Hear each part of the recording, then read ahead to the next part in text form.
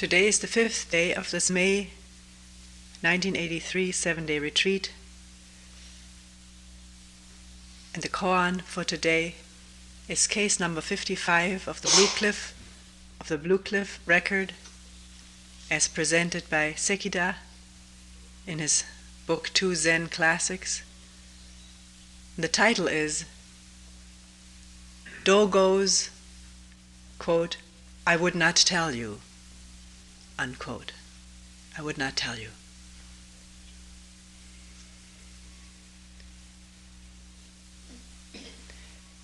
This is how the case reads here. It says main subject. This is the main subject. One day, Dogo, accompanied by his disciple Zengen, went to visit a family in which a funeral was to take place in order to express sympathy. Zengen, the disciple, touched the coffin and said, "Tell me, please, is this life or is this death?"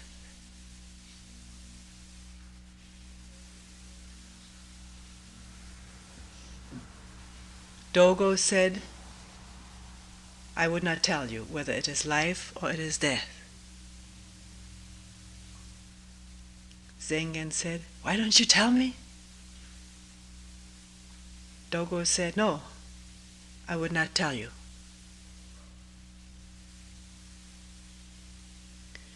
On their way home, Zengen said, "Teacher, please be kind enough to tell me. If not, I'll hit you."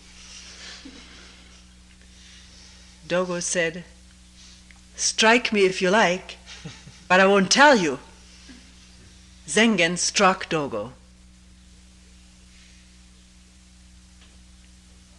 Later, Dogo passed away. Not immediately.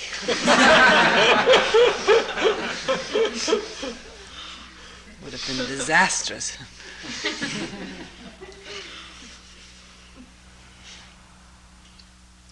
Quite a while later. Zengen came to Sekiso. Sekiso was the successor to Dogo. Actually, the story doesn't tell us, but the commentaries do.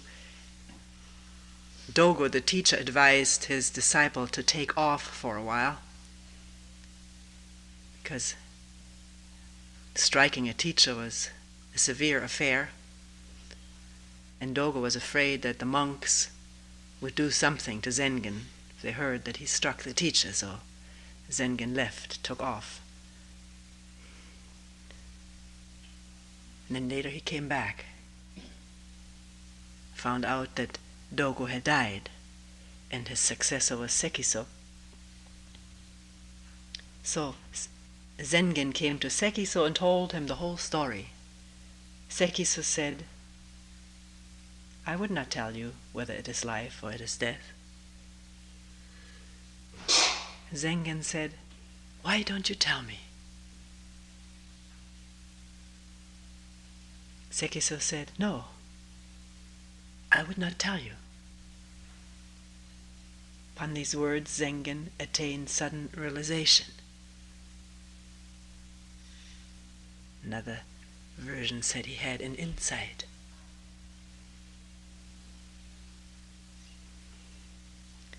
One day, Zengen, carrying a hoe, went up and down the lecture hall as if he were searching for something. As if. Sekiso said, "What are you doing?" Zengen said, "I'm searching for the spiritual remains of our dead teacher." Sekiso said, "Limitless expanse of mighty roaring waves, foaming waves wash the sky." Let me read this again. Limitless expanse of mighty roaring waves. Just see it. Foaming waves wash the sky. Huge waves. "What relic," he continues, "what relic of the deceased teacher do you seek?" Zengen said, "It is a way of acquiring strength." Sekida, in his commentary, says this is an idiomatic way of saying thanks for your teaching.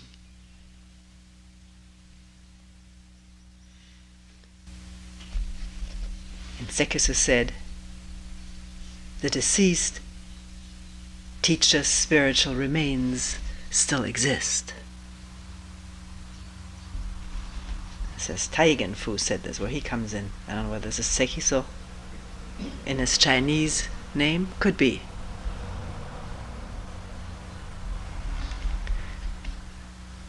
The deceased teacher's spiritual remains still exist. It's a very long koan. We'll start from the beginning. We'll see how far we get.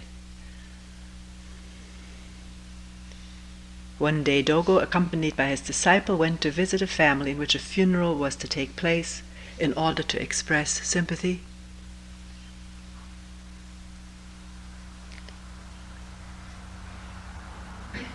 In Sekida's commentary, I read that in those days when this took place, probably the 9th or 10th century AD, the monks did not hold funeral services as it is done now, but when a death occurred, they just went to express sympathy.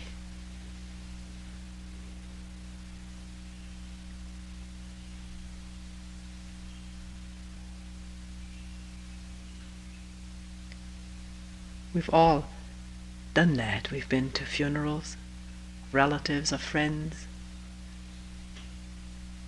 acquaintances, to express sympathy.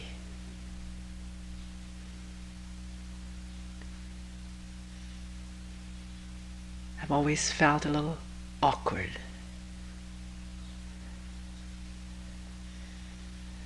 Not that it is difficult to say, I'm so sorry.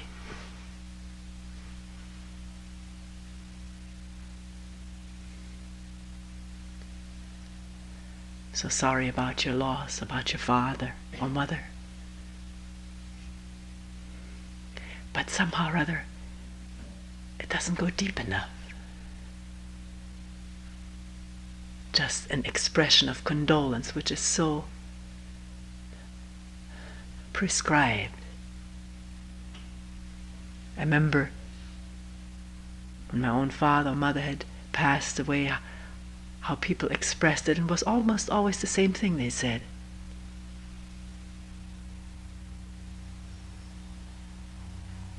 It was sort of an obligation, something one does.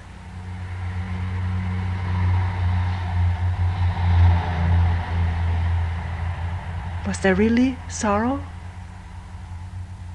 Sorrow for the deceased, sorrow for me to whom they expressed this condolence?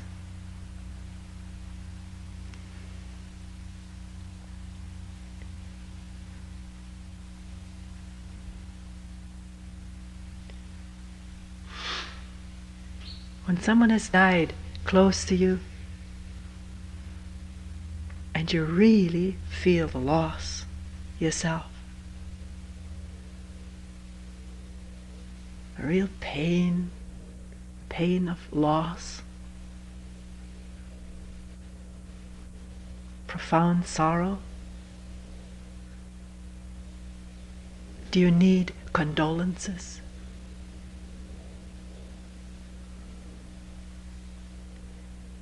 Maybe we think we do. Maybe we think that helps. Many people coming as a distraction from the sorrow.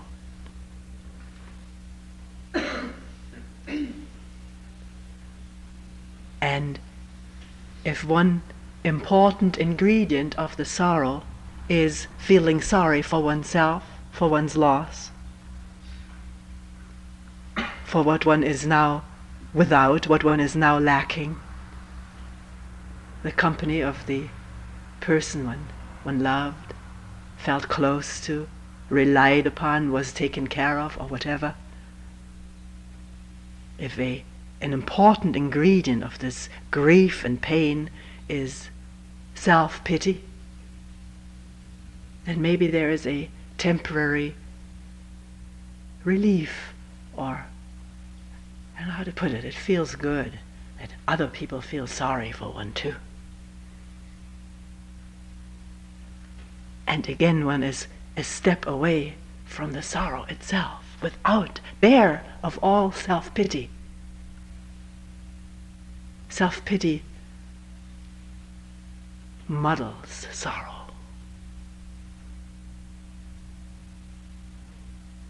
Fogs it up, removes it, makes something else important, namely me, what I have lost, how poor I am, how destitute. And what about the person who has died? Is there sorrow for that person?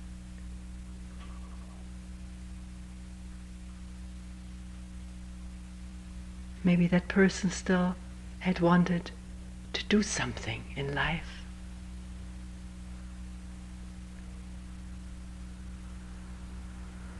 And now, suddenly or slowly, passed away. Maybe there was great suffering.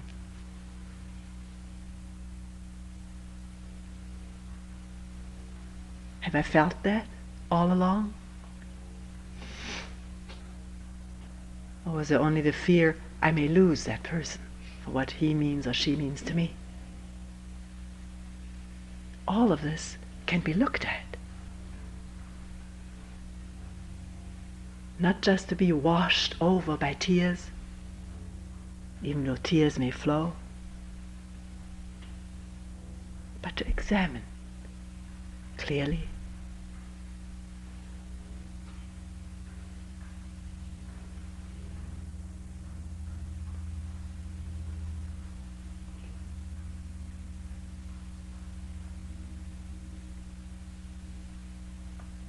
Maybe it's a great relief for a person to have died, to be freed of the suffering. We don't know. We often assume that. Often the suffering person tells us, I wish I would die. Remember a person days before his death asking for poison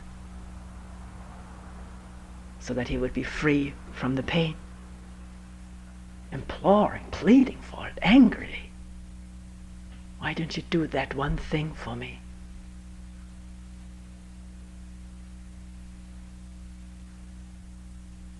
And it is quite often discussed among people. What's the sense of suffering so long before dying? Doesn't it make sense to stop the life?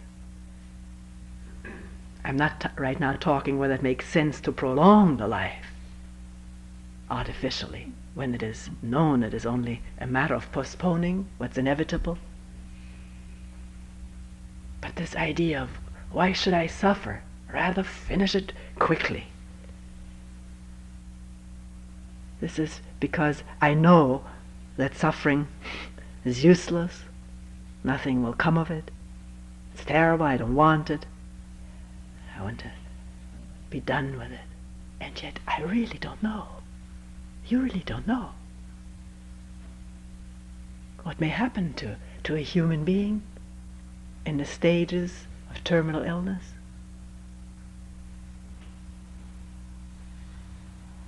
What do we know? What does anyone know?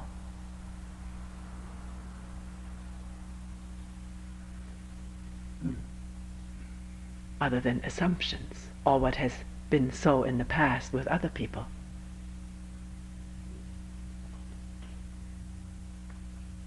Sometimes wondered, and maybe all of you have, when you hear of airplane crashes where people already know, still up in the air, that this plane is going to come down. There's no way out, either into the water or onto the ground. How do these people feel in there? What's going on at that moment? Falling to your sure death. Maybe at a moment there's still a hope, maybe I will survive somehow or other. And clinging to that, Or maybe there is a total relinquishing of everything, including fear of dying.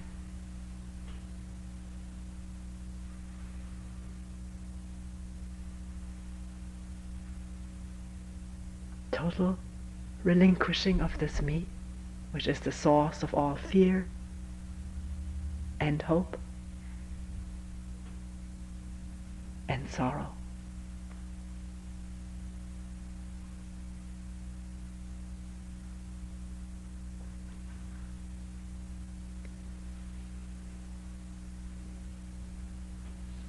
So here the two persons arrive at the house of the deceased. As the coffin may be open, may be closed, I don't know what habits, customs there were, ancient China. Oh, there's a coffin. Seeing and touching it.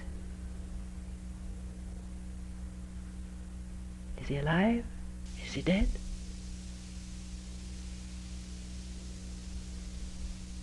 Someone just asked me this yesterday.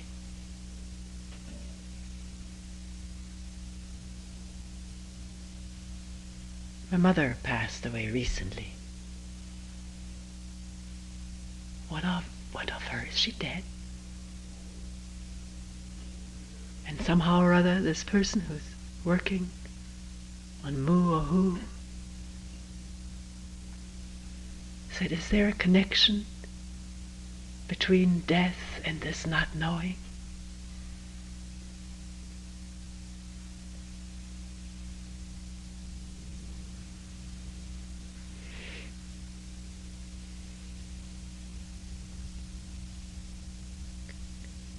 Obviously, if we will talk factually for a moment, in modern days a coroner comes in, examines the body and pronounces it dead, which fits certain medical criteria. We also read stories where somehow or other the coroner must have been wrong, because there was still, the person came back to life, telling of seeing himself lying on the operating table, or telling how many nurses there were around, and it jibed with how many nurses there were around.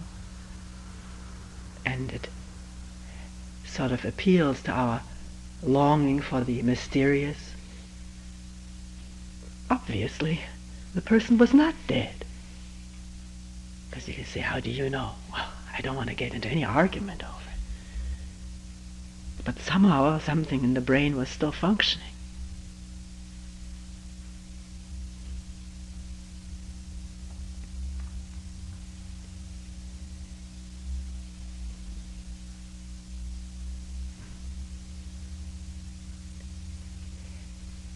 But here the teacher, Dogo, he's not answering this question at all. He's not taking up the factuality or the actuality of the situation, because he senses very clearly that this is not what the disciple is asking about. What is the disciple asking about when he says, is he dead? Is he alive?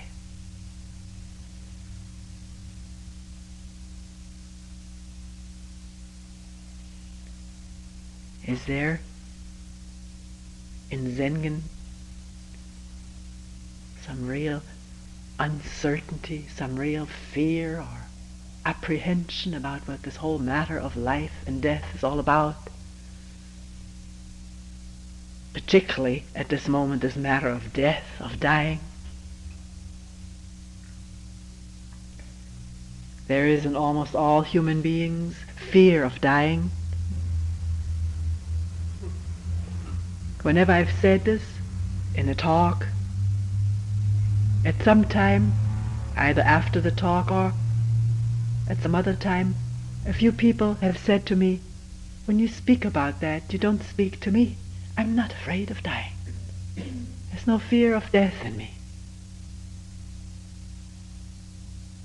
A few people have said, I'm a doctor, I'm a nurse, I see death all the time. I'm no longer scared by it. no fear. I'm in touch with dying people, see dead people so much, the fear has gone away. It's not there.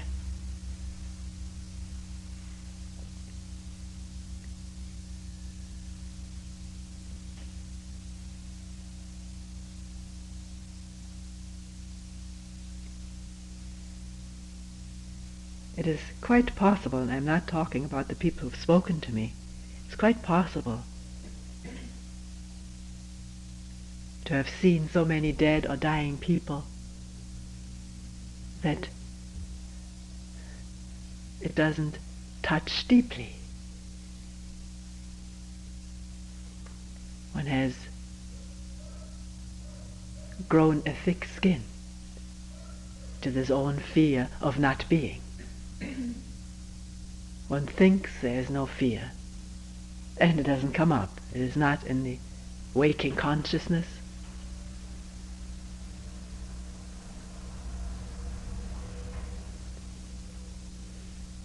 But as one person who talked about this said, what is my problem, what I'm afraid of is, and please don't laugh, to face my teenage daughter in the morning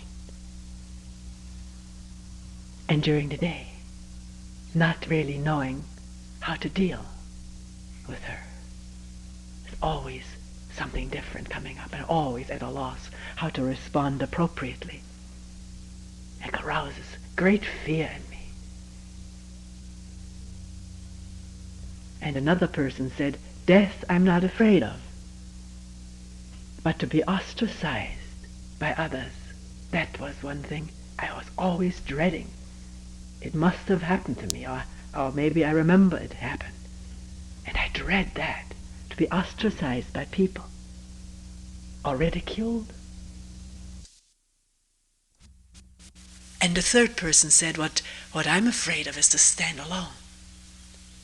Death, it doesn't mean anything. I'm not afraid of dying, but to stand alone.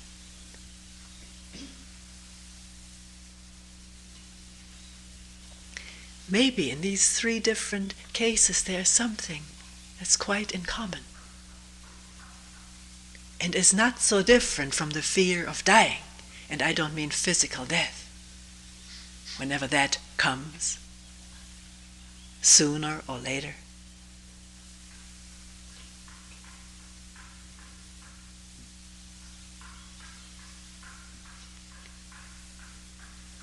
Actually,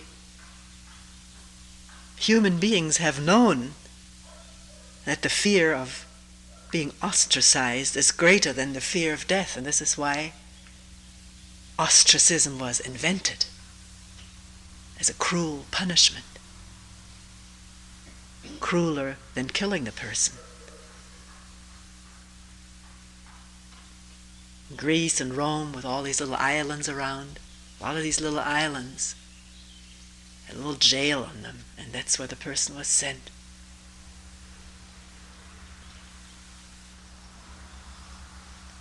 Which meant infinite pain and sorrow, particularly when one had been brought up and conditioned to love and revere and totally identify with a patria, the homeland, the fatherland, or the motherland.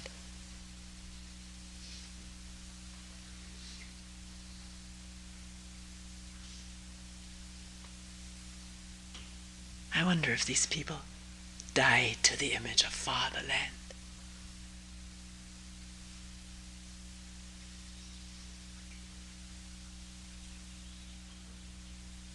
Attained freedom from that on that little island.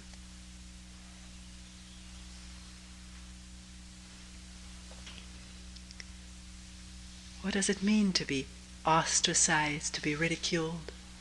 What is it that hurts and smarts and suffers so painfully? What is it that hurts when other people shun you, point their finger at you, say bad things about you, spread ridiculous rumors about you? Don't assume that this is painful, that this has to be inevitably painful. But look at it when it happens. What is it that hurts? And don't immediately answer the question. Pose the question and then look.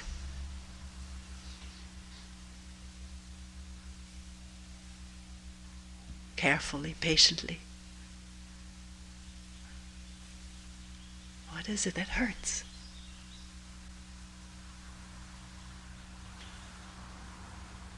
Of course, what hurts is to be deprived of companionship. But what companionship do we have with people who do these kind of things? Do we really, even if they don't ridicule or ostracize, are we really in touch with each other? Or is it just a semblance of relationship? Very superficial. Like, I'm so sorry this happened to you.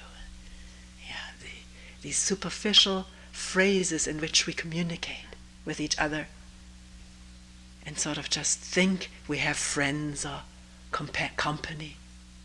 But it doesn't go deep at all. Remains on the surface of words which come out of conditioning. One person in this retreat said, a very shy person, a very withdrawn person, not a mingling type, I couldn't believe it, but I feel close to everyone. And I haven't said a word, and no one has said a word to me.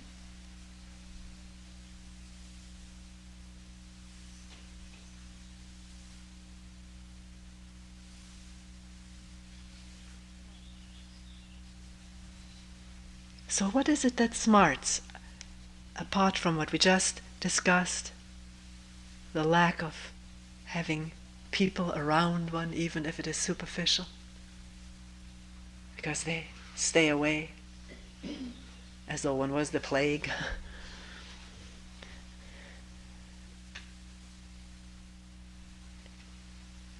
Is it the image of oneself that's hurting? Look at it.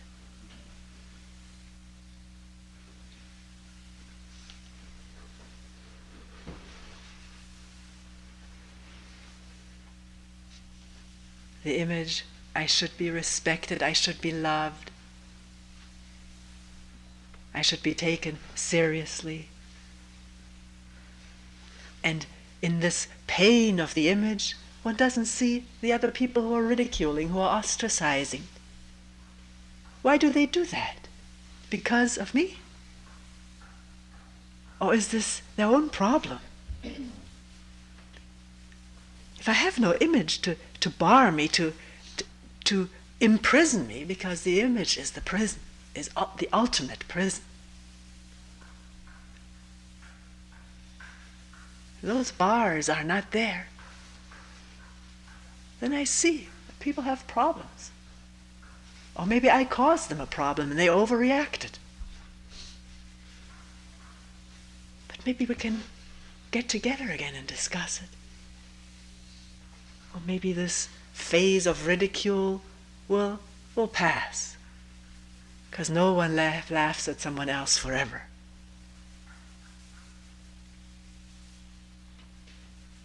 One may all of a sudden see how one is hurting the other person and stop it.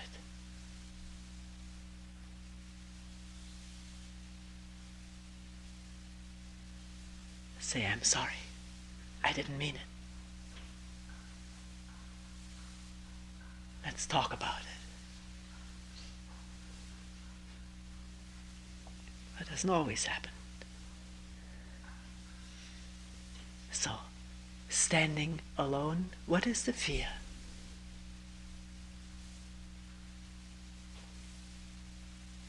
Not knowing how to meet an unpredictable person for whom one feels responsible.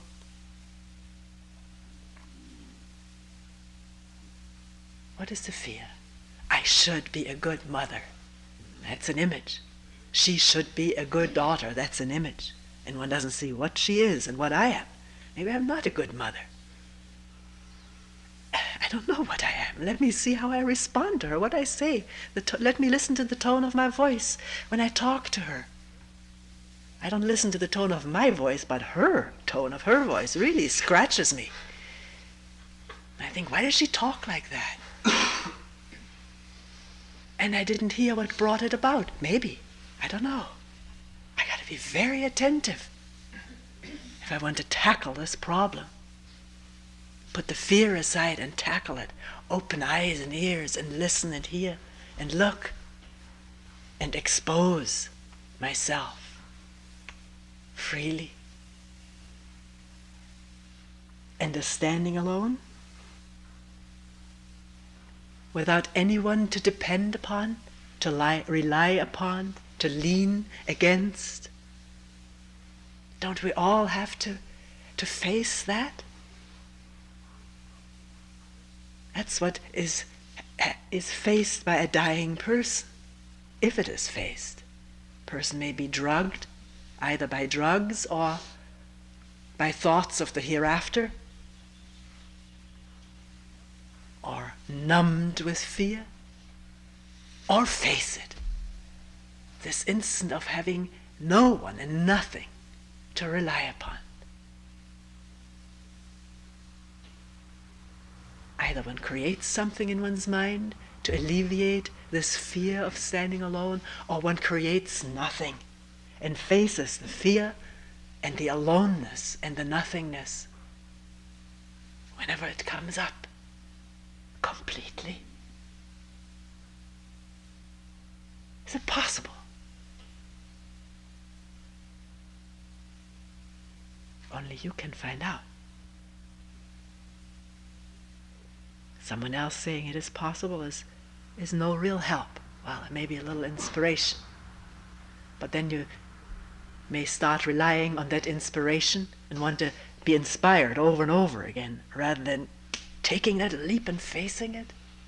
Aloneness, nothingness, emptiness, nothing and no one to depend upon. For comfort, for solace. That's what I mean. For relieving the fear.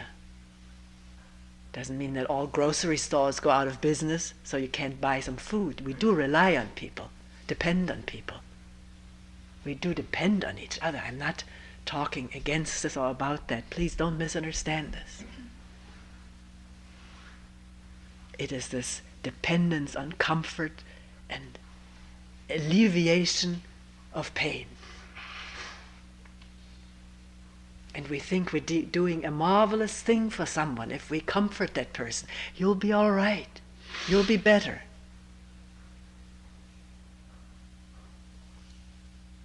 There is a God watching out for you, who will receive you in her arms or his arms when you die. Then we don't help that person face something that needs to be faced.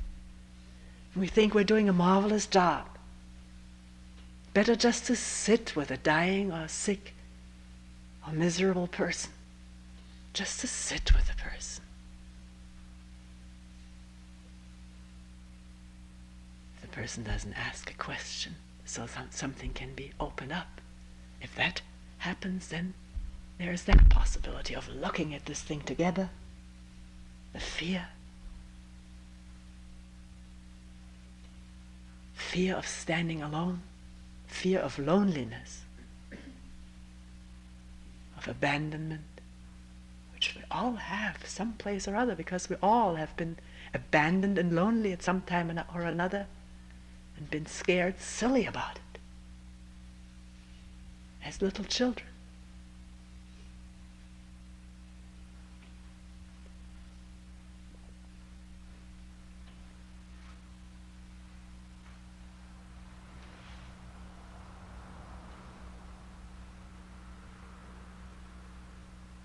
So is he alive or is he dead? Please tell me something. Tell me that he will be reborn.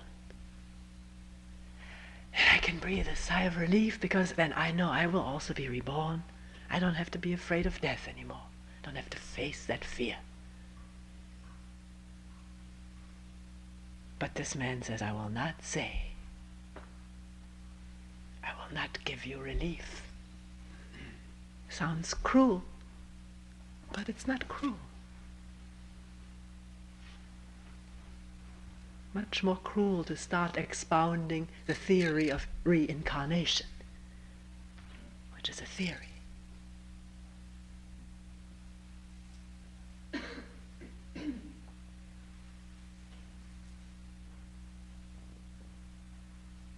Or painting a glorious picture of paradise.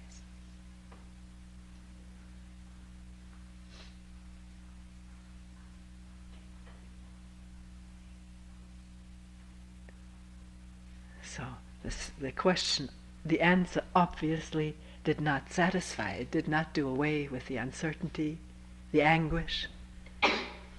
So the student repeatedly asks, tell me, please tell me. I will not say, I will not answer. What happens to you when you want something? In this case, an answer to a burning question, to a painful question, and you don't get it.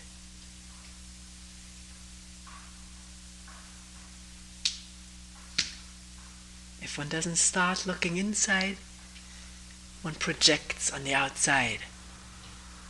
A mean person there, cruel person, insensitive or arrogant. He knows something, he won't let me know. And that can get your goat. Frustration, anger arises. You don't get from a person what you want, and you know the person has it, he just is withholding it out of meanness or something.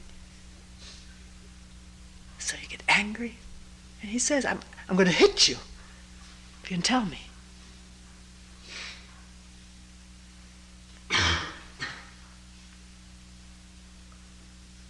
It's so typical of how we live, trying to get something by force, through some kind of violence, intimidation. Either in gross ways or in subtle ways. Let's observe it in ourselves. Intimidation can be so subtle, and yet it can be detected.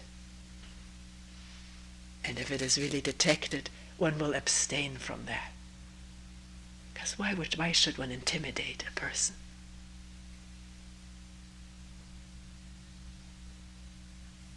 Why not allow that person to do what he's doing,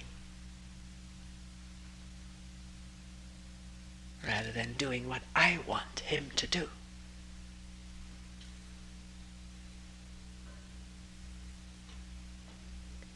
In this case, the anguish and the anger is so strong, the hand lashes out.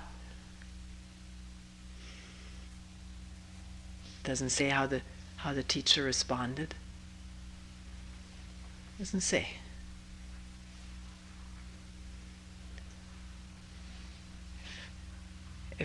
If the person is seen, why should there be anger about it? It may hurt. And one attends to that hurt, to that pain, to that physical pain. But why should there be? Why should there be insult in that? If this teacher has no image of himself, how he should be treated by a student, respected, then the hit will hurt, but only physically.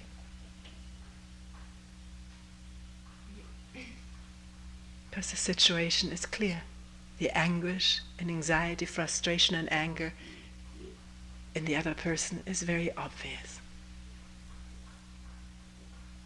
And one may feel it very closely, very deeply,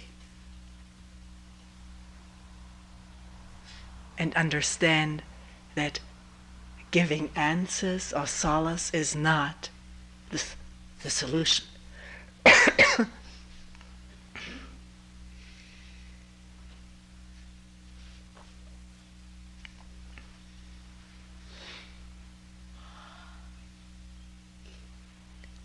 Is this boring?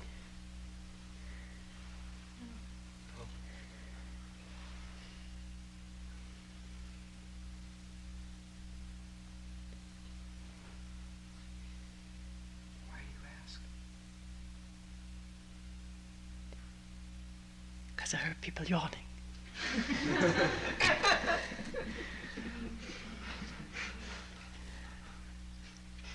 Not that yawning necessarily means bored. Beg your pardon? This yawning was relaxation. Yeah. It was very relaxed. Relaxation. Not boring. Yeah. Hair is fairly dead in here. Maybe you should open the windows a little bit. But then people have colds. Be careful.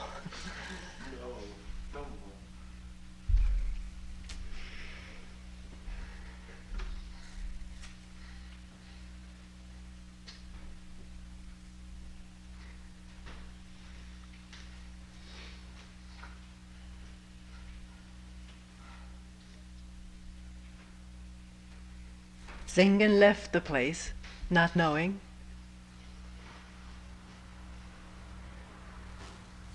And one wonders whether this question was working. Questions only work in one when they have not been answered. When they've been answered either by a superficial answer or by reading up on it someplace. The question ceases to be a thorn, ceases to be a challenge to looking, to facing, to inquiring with one's whole being. In this case, into the fear of dying, or into this whole question of what is living and what is dying.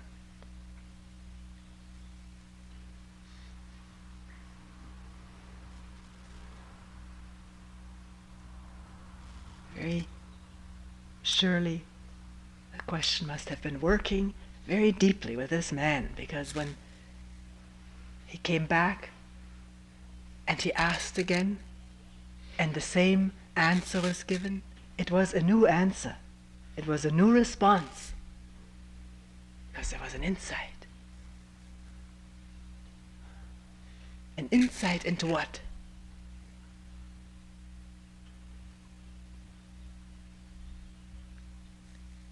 What is life and death? It's mentioned so much. Gotta see through life and death. Understand life and death, go beyond life and death.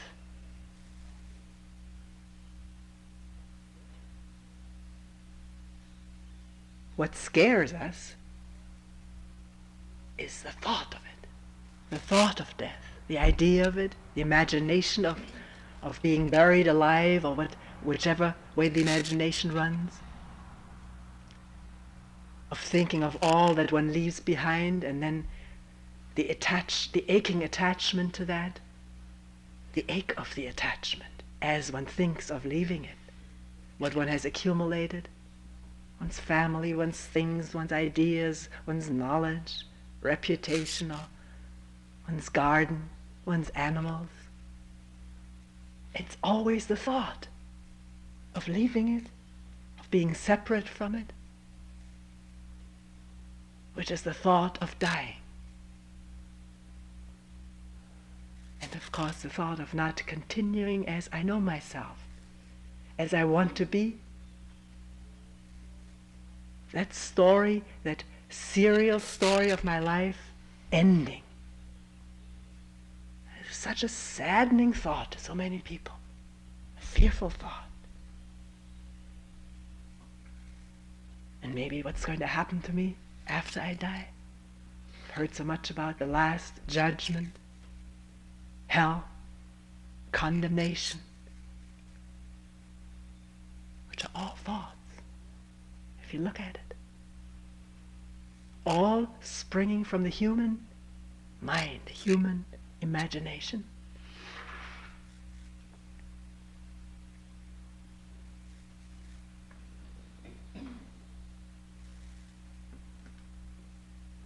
If there is an instant of dying to all images of oneself and all images of death and of life and of what one holds dear, all these pictures and thoughts which are all memories,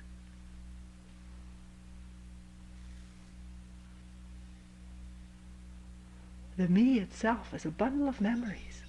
There would be no feeling of me as a separate entity if there were no memory of my past experiences, which I string together into sort of a clump, and that I call me. You may say right now, I'm looking at that, but I am looking. That I that is looking is still an image. Do you see that without any image?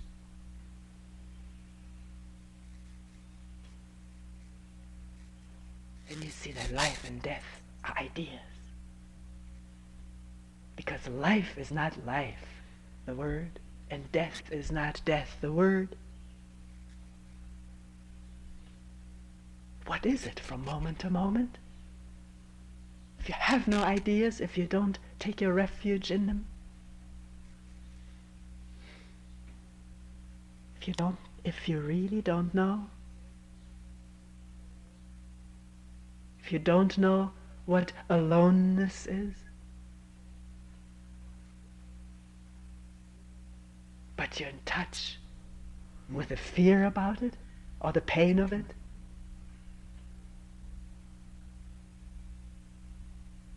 but you don't label it, you don't run away from it or want to change it.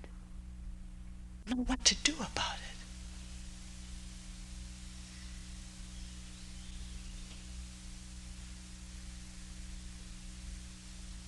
What am I going to do?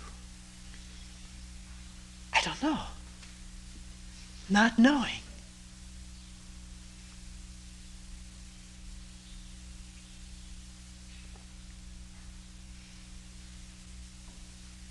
Can this moo or who or what, or the attending or questioning wordlessly, can all that come out of not knowing?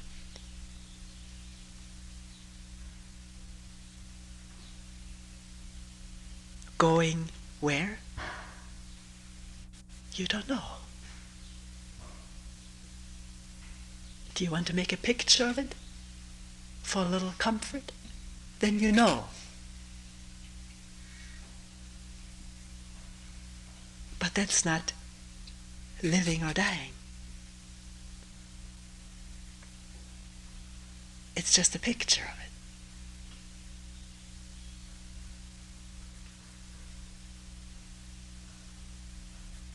Who am I? What is Mu? What is it? Oh, what am I going to do when I don't know?